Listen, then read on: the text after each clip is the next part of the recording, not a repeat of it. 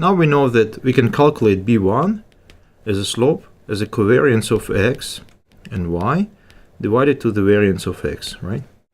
Which is actually just a sum of x minus average x, then y minus average y, okay?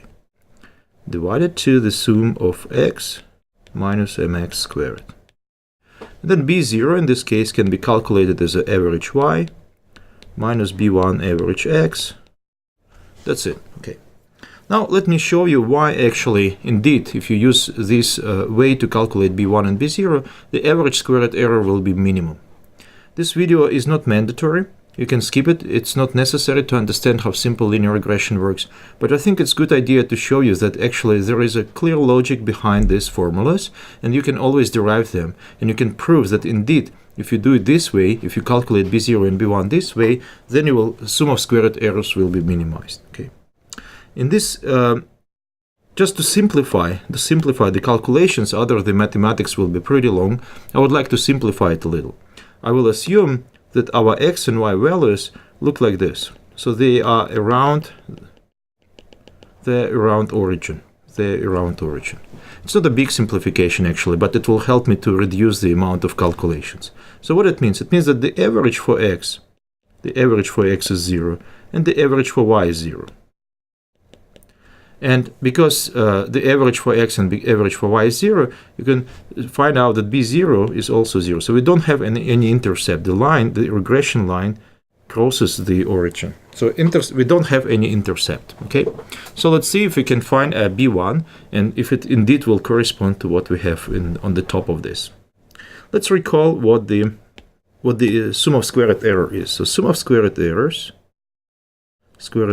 is the sum the real y minus the predicted y, and then square it. But how we predict y? Well, we have a model, right? So it's yp equal to b0 plus b1x. So let's use this. So it will be sum y minus b0 minus b1x, and then if so, square it, right? But b0 in our case is 0, so I can simplify it a little. So it will be sum y minus b1x, and then square it. Squared. From math, we know that if you have something like a minus b squared, you can find out it's a squared minus 2ab, then plus b squared. Okay.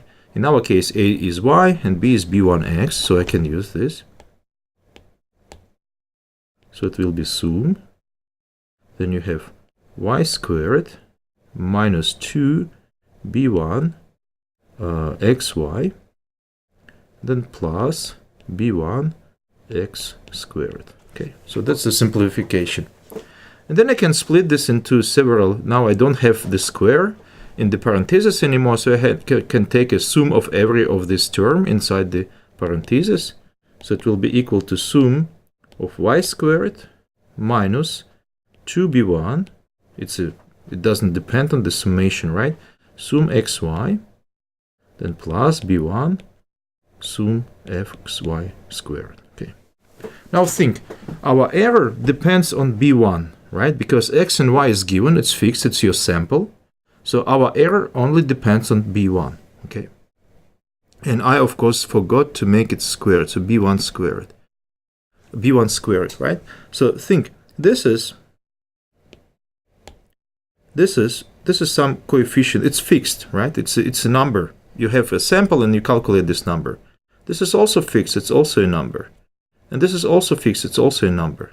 So in fact, our sum of squared values, it's a function that depends on the squared, on the b1 as a polynomial of degree 2, right? So you can write it like this.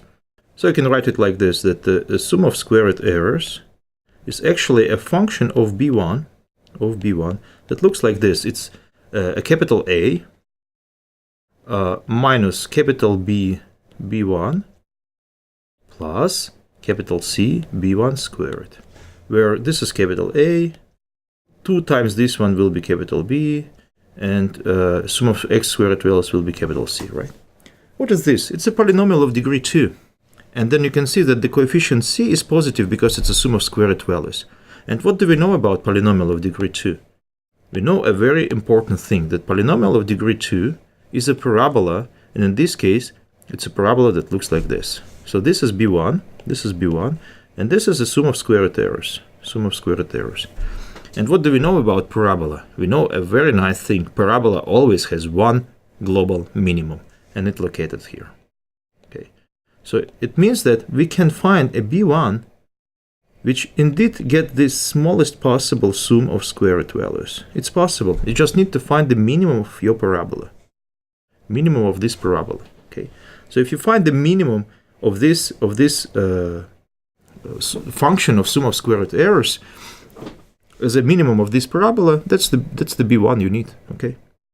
What do we know about the minimum points? We know that for minimum points, the tangent, if you make a line that just touches this point, the slope of this line will be 0. And you know that slope of this line, it's a derivative. So what you need to do is to find a derivative and just make solve an equation, derivative equal to 0. Okay, let's do that. So we need to find a derivative of this function for the B1. Okay. Well, I will just use this capital A, capital B, capital C to make it simple. Derivative of constant is 0. Then in the second case it will be minus B. And in the third case it will be plus 2C B1.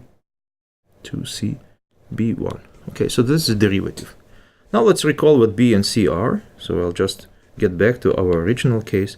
B is minus 2 sum xy. That's our B, right? Then plus B1. Then we have 2C, so it means that times 2 times sum of x squared, right? And now this should be equal to 0, so this should be equal to 0. This should be equal to 0, okay?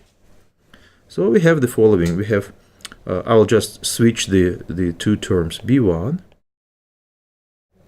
times 2 sum x squared equal to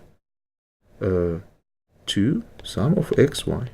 Okay, so we can get rid of 2, and now we can find a B1. B1 is sum of xy divided to sum of x squared. So that's the formula we have derived. So this formula will give us a minimum of the sum of square root errors. And then if you compare this formula with this one, you can see that it looks not exactly the same, but recall, what do we have at the beginning? The average x and average y is 0. So x minus mx is x, y minus my is y. So that's exactly what we've got. Okay, so you can just rewrite it as sum x minus mx, y minus my, and divided to sum x minus mx squared, because in this case we have mx equal to 0 and my equal to 0. Okay, so you can see actually if we don't make this simplification, the calculations will be a little bit longer, but they will lead, and they have the same idea, that the sum of square root errors depends on the coefficients b0 and b1 as a square root function. So it means that it always has a minimum, and you can find this minimum by simply using the derivative and using the simple equations like we did here. Okay, so that's not a rocket science. It's not something that we got from the sale. It's just a pure logic and mathematics.